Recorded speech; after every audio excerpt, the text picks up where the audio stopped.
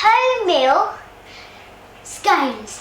And obviously I washed my hand, and I hope you like my background. And we've done all the measurements, and all the measurements are here. So first up, you need to put the flour in the bowl.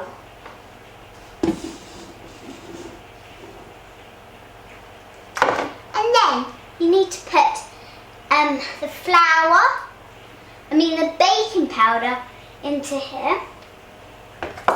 And then you need to put the butter in here. Can I use this?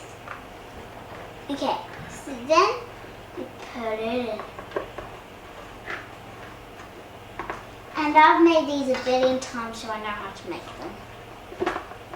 But my mum's just watched me do this, because she has to turn on the camera.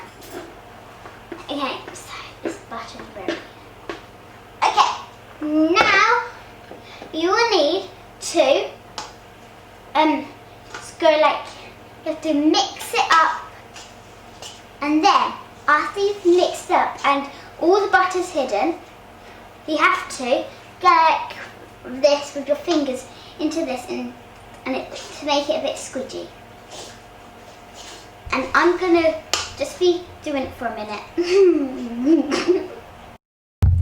So now I've been mixing this in for about 10 minutes, and now you need to get your raisins and cranberries and your walnuts and your 9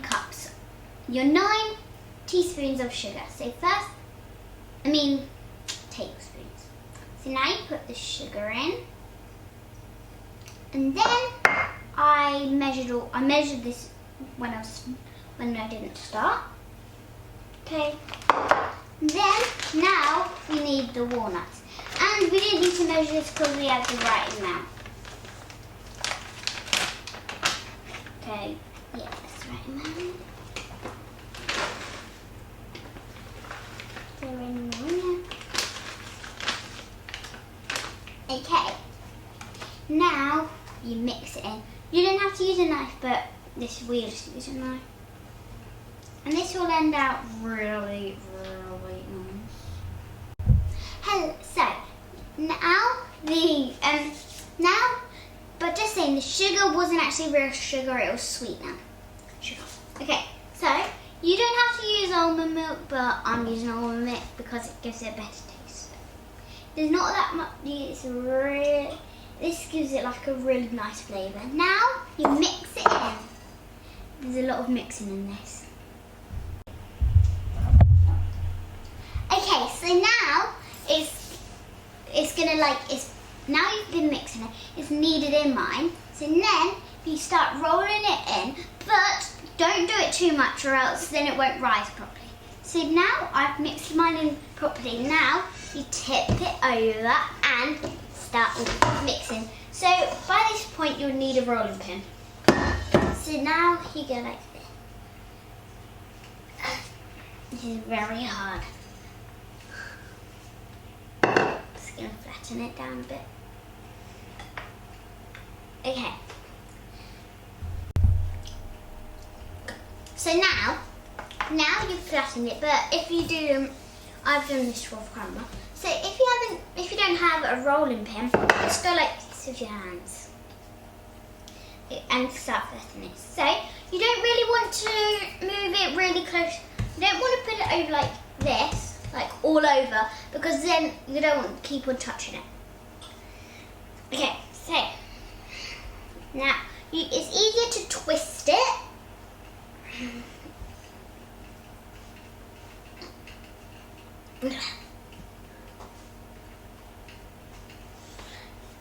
It's very hard.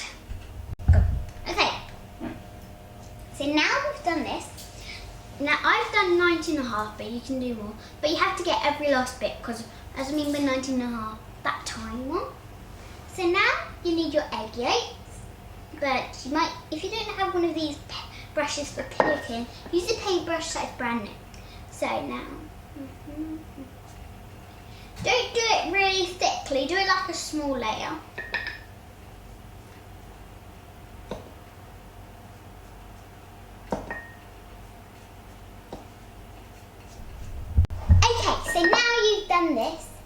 you start to add, now you've cleaned them, now you have to put them in the oven.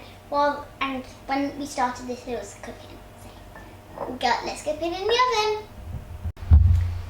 So, as you can see, these are looking so nice. I don't need to try them today because I've already tried them. And they are delicious. So, goodbye. Thanks for coming to see our show. Sad to tell you you've got to go. Grab your hats and head for the door.